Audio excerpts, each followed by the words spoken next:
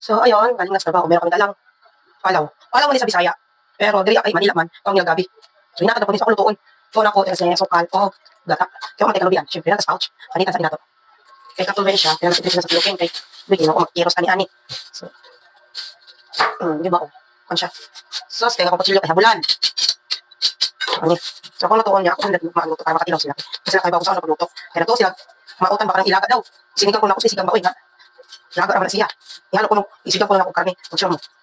Kaya, di ba niya masigang. Kahit naman galing ni. Tapos magpag-away ako ni Ani. Saan kasi ito nakuha yung Molina? Ay, naku. Kutsilyo ko patay.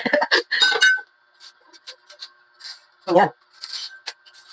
Kasi pagka ano, tumakot ito eh. Kailangan, ingat. Ingat talaga.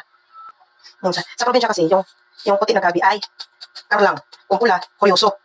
Kuryoso, karlang. Kanina gani, muna kitawag sa probinsya o palaw. Kahit itong badyang, kaya badyang, ito makaon. Katulad to. Karon, ihatag ni, kaya sila ka mag-usap. Luto, ikaw ba ipasigang ni? O di mo na masigang, kay dili man siya gabi. Ang gabi na masigang o masabaw. Kay palaw man ni. So ako noon nasubuan na nagluto. Ay pag ako mag-ingon. Ay pag ako mag-ingon di ko masubuan. Subuan noon. So totoo na lang nato. So napalitan na ako. Pikas-pikas na ako. Ilan siya ka lang buo. Kay nindot siya wala siya ganot ba. Siya ugat-ugat. So mara ko palit ako na siya luto ng tubig ko sa butangan aning gata sukal. So yan na siya. Diyan siya kadami. So pakuluan ko lang siya. Ang sabaw niya tama lang din sa kulang siya tapos bago ko siya lagyan ng asukal at gata.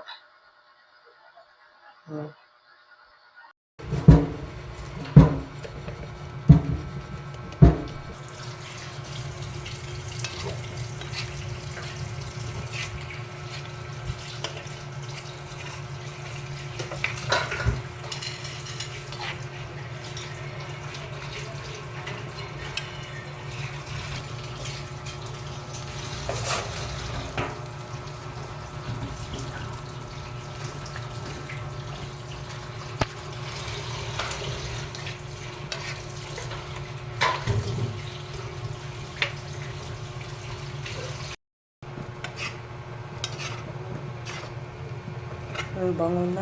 Ang bango. Gata na to lahat kasi kanina tubig yun eh. Tikman natin. Ito na siya diba?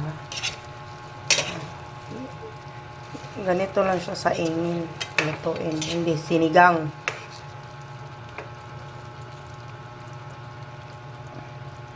Product. Ito na siya ba? Yung gata at asukal na talaga to. So, pinakuluan ko muna siya ng tubig. Niluto ko muna siya ng tubig. Diba? Yan eh.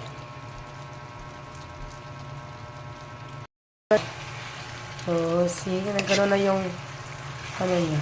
Yan na.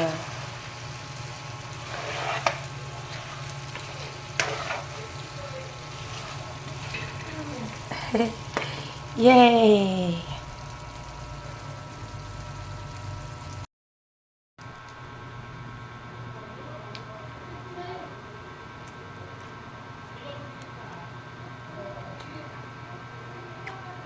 Ang tamis na.